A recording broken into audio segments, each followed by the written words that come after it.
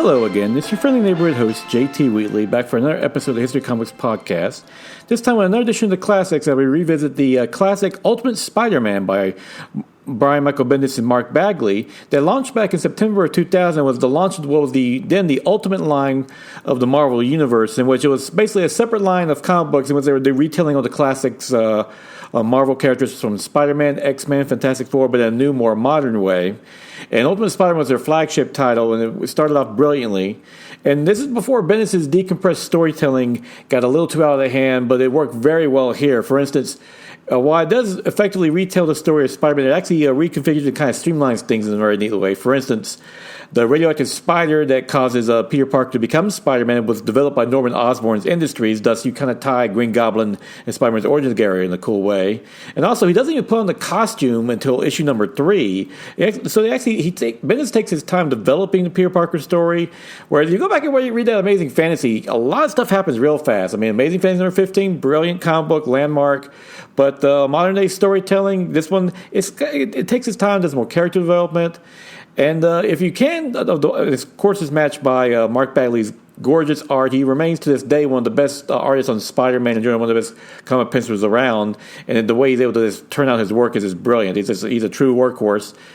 And the best collection of all is to get the original 13 issues, which sees Peter Parker's first origin, his first battle with the Green Goblin, and also taking on the Kingpin and starting to learn how to be a crime fighter as he becomes to be. And yeah, it's a great thing. There's a few twists in terms of making a more original take on the Spider-Man storyline.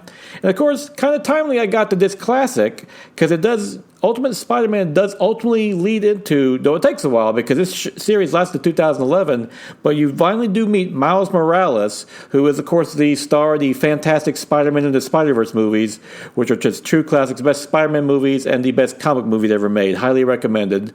But if you want to kind of get, kind of a long game to get to where you got started from, check out Ultimate Spider-Man, the original collection, because those are true classics.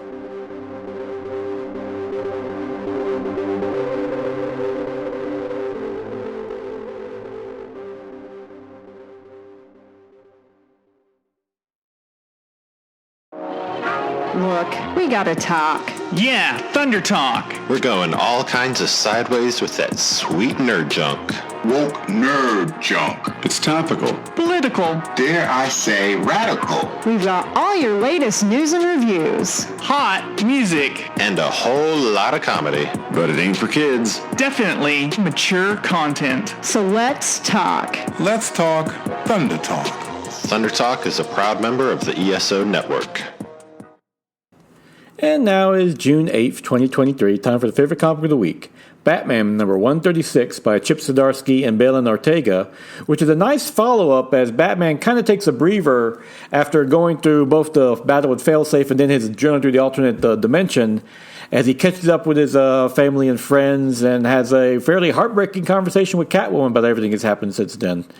Zdarsky really does a great job just showing that, well, Bruce Wayne, Batman, he's got some issues after everything he's been through, and he doesn't handle it well, and he's kind of making a larger theme that perhaps the worst enemy of Batman is Batman himself and all the things he's done to set up against him, and it shows that him holding back and not being able to fully emotionally connect after his recent travails doesn't help him. Like I said, that conversation he has with Selena Kyle Catwoman is heartbreaking, and because they both kind of have these revelations about each other. And honestly, Batman's kind of never looked weaker as a character. He's just, not in a good way, because you could tell he's hurting. He's trying to get himself back together, which is sad because his family is really rallying behind him in a great way. And it shows how Bruce Wayne has really, in many ways, he's rebuilt his family, and now he's worried about to lose it again. And it's very interesting to see where this goes. And Ortega's art is matched perfectly, especially with dealing with the emotions, like just the looks on both Selena and Bruce's faces when they have that conversation. Also, the looks on the rest of his family members. They're just worried about him. It's like they even go. It's funny. Even that's some nice points too. Like at one point, Barbara Gordon Oracle goes, "You should be resting," but then he goes, "Oh yeah, I remember who I'm talking to," which is just great character moments. Like they understand who he is, but they still try to help him out. And kind of an exciting setup for whatever story arc Zdarsky's going with next. As after these two epic stories here, this is more of a quiet issue, but a very powerful one. So that's my favorite comic of the week, Batman number 136. And with that, we'll conclude this edition of the Classics. Join me again next week for likely another edition. And until then, go ahead and enjoy some good comic book. If you can, check out those Ultimate Spider-Mans, because they were great classic comic books, and they did lead us to Miles Morales.